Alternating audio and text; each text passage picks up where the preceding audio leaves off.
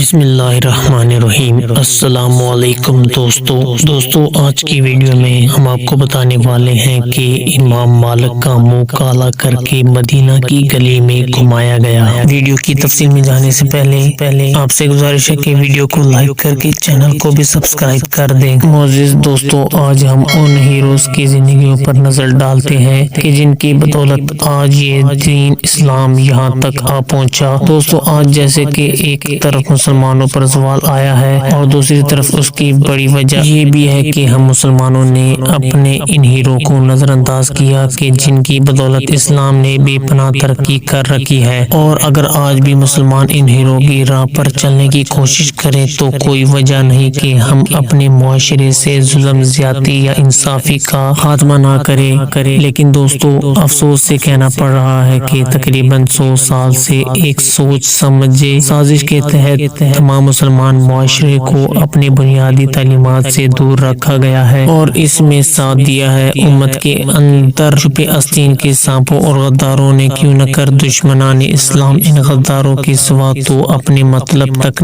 پہنچ نہیں سکتے، یعنی اسلام یا مسلمان کو کوئی نقصان تب تک نہیں پہنچ سکتے کہ جب تک امت کے صفوں میں چھپے غدار ساتھ نہ دیتے۔ تو دوستو، جب ہم اپنی تاریخ پر نظر ڈالتے ہیں تو ہمیں امت کے اندر وہ آستین کے سانپ اور وہ غدار مل جاتے ہیں کہ جو دشمنان اسلام سے زیادہ اسلام دشمن بنے رہے، اور بدقسمتی سے وہ خود کو مسلمان بھی کہتے ہیں۔ دوستو، دشمنان اسلام کے جہاں وہ مسلمان سے لڑ نہیں سکتے تھے، مقابلہ نہیں کر سکتے تھے، تو انہوں نے پروگرام بنایا کہ کسی طرح مسلمانوں کے وسائل پر قبضہ کر کے انہیں کمزور کیا جائے کہ وہ اپنے مقصد میں وہ کامیاب تک ہو جائیں کہ کوئی غدار ان کا ساتھ دے۔ دوستو، انہوں نے آج سے تقریباً 1000 سال پہلے جب سلجوقیوں سے مار کھائی تو انہوں نے مل کر یہ فیصلہ کیا کہ مسلمانوں کو کس طرح قرآن سے دور کیا جائے، نبی کی تعلیمات سے بیزار کیا جائے۔ یہ کام وہ طرح سے کر سکتے تھے،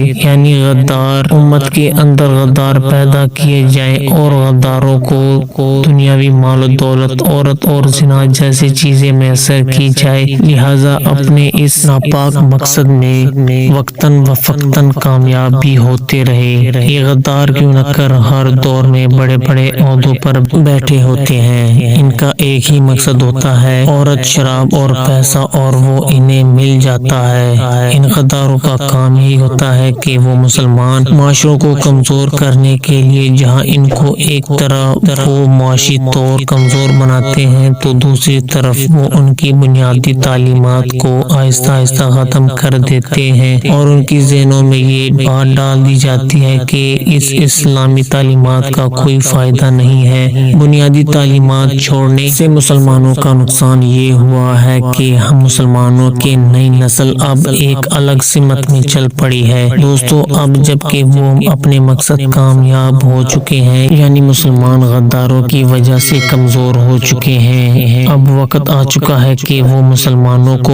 وہ مزید تباہ کرے۔ جگہ جگہ وہ مسلم معاشرے کے اندر فسادات کروائے اور انہیں آپس میں لڑوائے، اور پھر جا کر ان کے وسائل پر دھوا بولے اور قبضہ کرے، معصوم لوگوں کا قتل عام کرے، غداروں کو اپنے ہاں رہنے کے لیے بڑے بڑے محلات دے، اور مسلمان شہروں قصبوں میں جگہ جگہ اسلام سے جڑے لوگوں کو پکڑ کر جیلوں میں ڈالے، یا پھر موقع دیکھتے ہی شہید کرے، اور پھر جب باطل حد سے بڑھ کر طاقتور ہو جاتا ہے تو اللہ تعالیٰ اوپر سے حق بھیج دیتا ہے۔ دوستو، اسلام کی پوری تاریخ جہاں سے روشن ہے اور قربانیوں سے روشن ہے۔ اگر آپ سمجھتے ہیں کہ قربانیوں کے علاوہ ہمیں سب کچھ مل جائے تو ایسا نہیں ہو سکتا۔ دین کے لیے، شریعت کے لیے، نظام انسانیت کے لیے آپ کو قربانی دینی ہوگی، آپ کو صحابہ کا طریقہ اپنانا ہوگا، آپ کو میدان میں اترنا پڑے گا، آپ کو ہتھکڑے پہننے ہوں گے، آپ کو جیل جانا ہوگا، آپ کو پھانسی کے تختے پر چڑھنا ہوگا، آپ کو سب کچھ لٹانا ہوگا، پھر کامیابیاں ہوں گی، پھر فتح ہوگی، پھر سب کچھ ملے گا۔ موت ایک دن آئے گی اور ضرور آئے گی۔ ایکسیڈنٹوں میں لوگ مر جاتے ہیں، ہسپتالوں میں لوگ مر جاتے ہیں، اور حادثات میں لوگ مر جاتے ہیں۔ اگر دین کے لیے انسان مر جائے تو اس بڑی سعادت کوئی نہیں۔ دوستو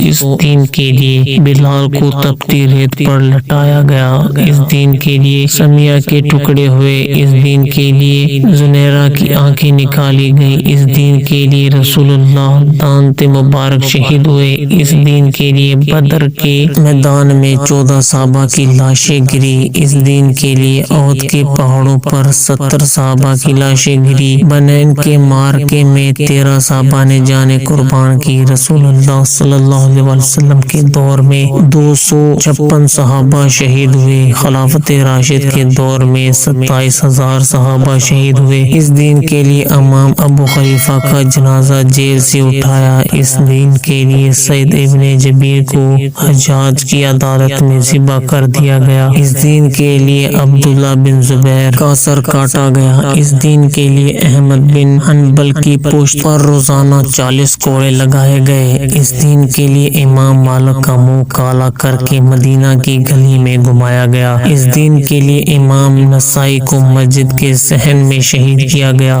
اس دین کے لیے امام شافعی پر کفر کے فتوے لگائے گئے، اس دین کے لیے امام غزالی کو 7 سال بغداد کے جنگلوں میں پھرنا پڑا، اس دین کے لیے امام رازی کو گھر سے نکالا گیا، اس دین کے لیے مجدد الثانی کو جیل کاٹنا پڑی، اس کے لیے شاہ ولی اللہ کے انگوٹھے کاٹے گئے، اس دین کے لیے شاہ عبدالعزیز فرنگی شاہ ولی اللہ کو اتنا مارا گیا کہ وہ بے ہوش ہو گئے اور آخر عمر میں نابینا ہو گئے، اس دین کے لیے بالا کوٹ کے پہاڑوں پر سید احمد شہید کی گردن کاٹی گئی، اس دین کے لیے شاہ اسماعیل شہید کے ٹکڑے کر دیے گئے، 400 جوانوں کی لاشیں بالا کوٹ کے پہاڑیوں میں پھینک دی گئی، اس دین کے لیے کالا پانی کے جزیروں میں علماء نے آزادی کے نغمے گائے، ایک بھی ایسا عالم نہ تھا کہ تہدار پر چھوڑ کر محمد مصطفیٰ صلی اللہ علیہ وسلم کے دین کو چھوڑا ہو، ہم سمجھتے ہیں کہ گھر میں بیٹھ کر سب کچھ مل جائے گا، اگر ایسا ہوتا تسبیح سے ہی سب کچھ مل جاتا تو نبی کریم صلی اللہ علیہ وسلم تلوار لے کر جنگ بدر میں کبھی نہ آتا،